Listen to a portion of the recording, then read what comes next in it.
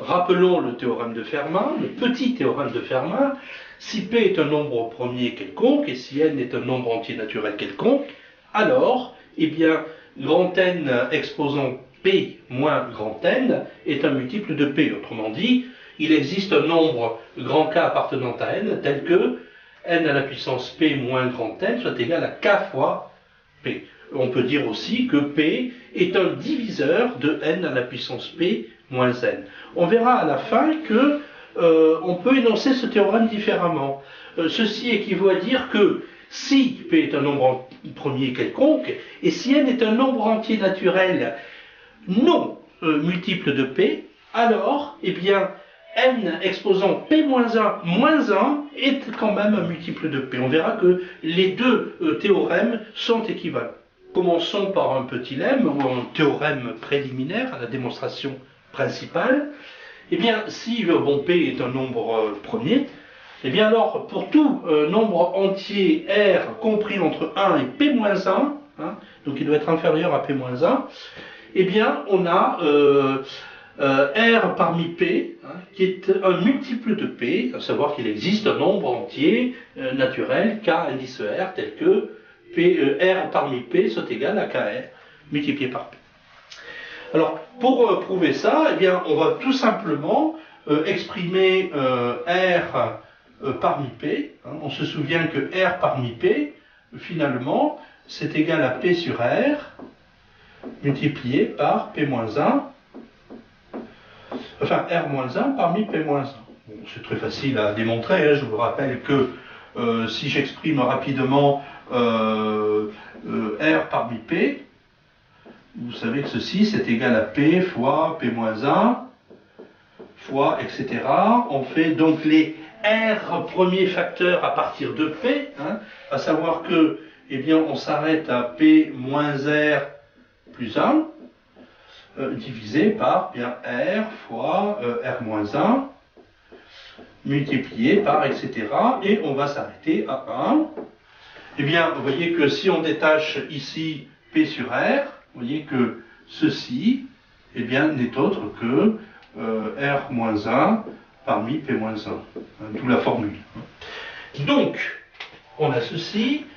Autrement dit, si je multiplie tout par R, vous voyez que R multiplié par ceci est égal à P fois ceci, ce qui veut dire que, eh bien, ce qui veut dire que P divise ceci. Or, on sait que R est inférieur ou égal à P-1. On sait que tous les nombres inférieurs ou égaux, tous les nombres entiers inférieurs ou égaux à P-1, puisque P est un nombre premier, eh bien, tous ces nombres sont premiers avec P. Par conséquent, R et P sont premiers entre eux. On applique alors le théorème de Gauss. Vous voyez que P divise un produit ici, et il est premier avec petit r. Donc P divise R parmi P. Et donc, on a démontré que R parmi P est un multiple de P, autrement dit, qu'il peut s'exprimer A, c'est égal à K indice R multiplié par P.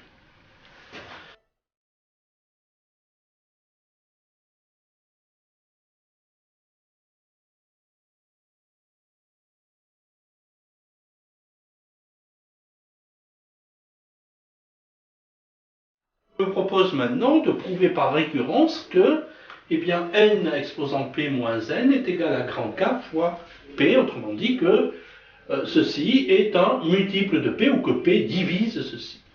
Donc P est premier, N appartient à grand N. Nous allons faire cette preuve par récurrence. Eh bien, une récurrence sur grand N. Alors, on va commencer évidemment par N égale à 0. Pour N égale à 0, bien entendu, ceci est égal à 0, donc fatalement, eh bien, c'est un multiple de P, puisque ce 0 est égal à 0 fois P, tout simplement. Donc c'est vérifié, on a vérifié qu'au rang grand N égale à 0, ça marche. Nous allons supposer la propriété vraie au rang, petit n. On va supposer donc que n exposant P, enfin petit n exposant P, multiplié par moins un petit n, pardon, est égal à K multiplié par P.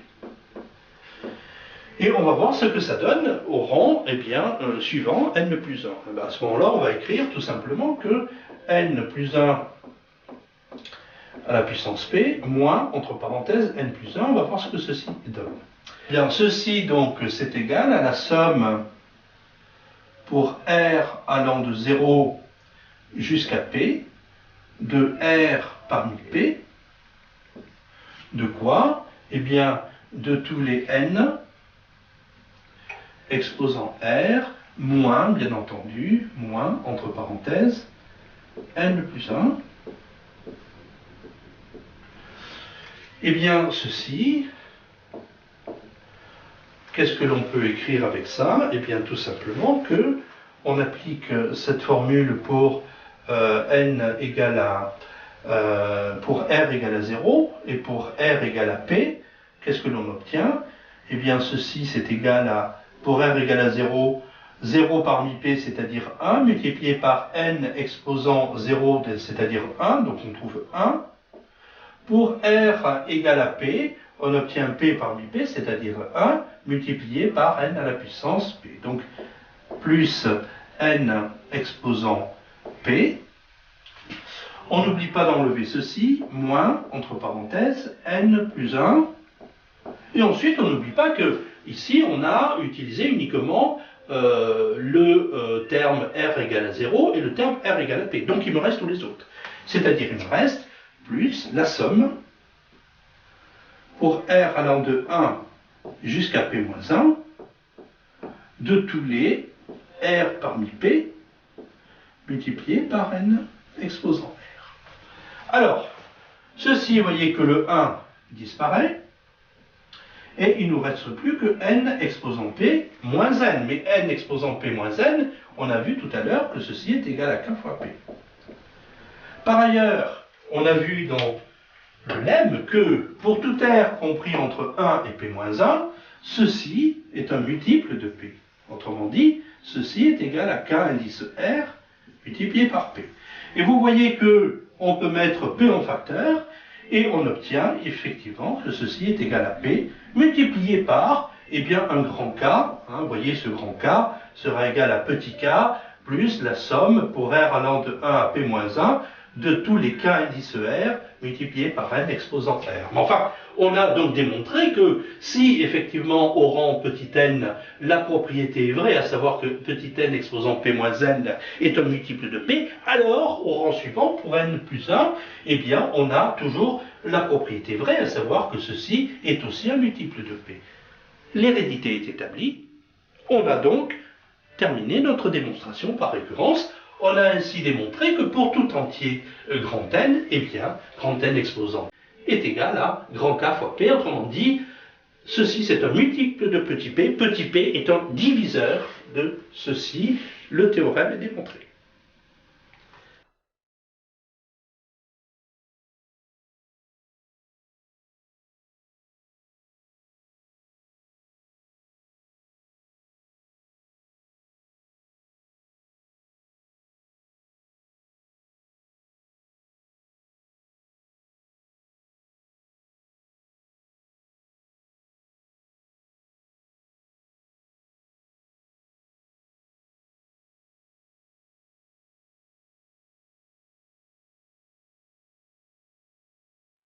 Nous avons vu au début de l'exposé que ce petit théorème de Fermat pouvait s'exprimer de deux manières différentes. À savoir que si P est un nombre premier, toujours pareil, et si grand N est un nombre entier quelconque, alors grand N exposant P moins grand N est un multiple de P. C'est d'ailleurs ce que nous avons démontré.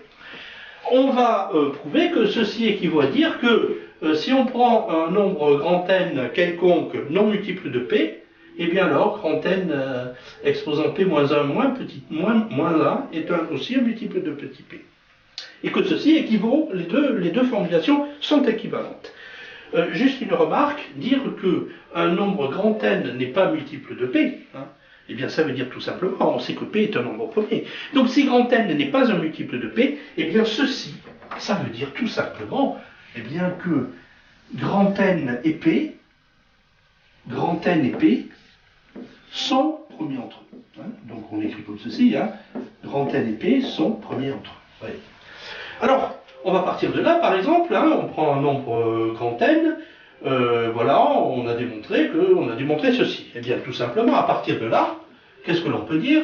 Eh bien, je vais mettre grand N un facteur, multiplié par n à la puissance p-1 moins 1. Ceci, c'est égal à grand K fois P. Alors, si je suppose que grand N n'est pas un multiple de P, je suppose que grand N et P sont premiers entre eux. À ce moment-là, eh ben, j'applique Gauss. Hein. P est un diviseur de ceci, avec grand N premier avec P, par conséquent, P est un diviseur de ceci. Et donc, on a démontré cela. En partant de là, on arrive là, en supposant grand N non multiple de P. Faisons la démarche inverse. Si je suppose que pour tout grand N non multiple de P, alors on a ceci, eh bien, si on a ceci, alors forcément, si on multiplie les deux membres par grand N, on va obtenir que n exposant P moins grand N est égal à K fois grand N multiplié par P. Hein.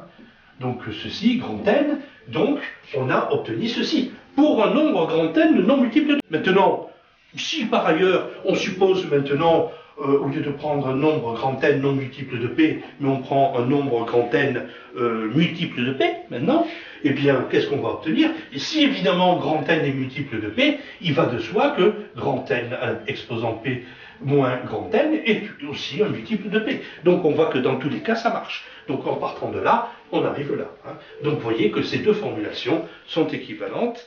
Je vous remercie.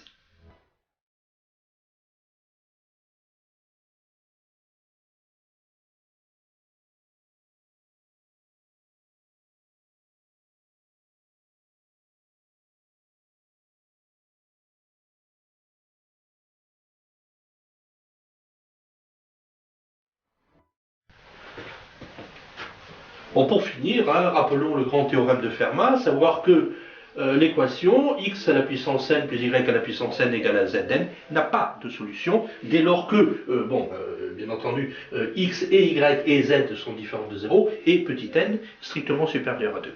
Cette démonstration a été faite en 1995 par M. Andrew Wiles, mais c'est une démonstration très très compliquée. Alors peut-être qu'une prochaine fois, on essaiera de faire une démonstration pour n égale à 3, démonstration qui avait déjà été faite par M. Euler. Bon, ben, on essaiera de trouver une démonstration un peu différente et la plus simple possible.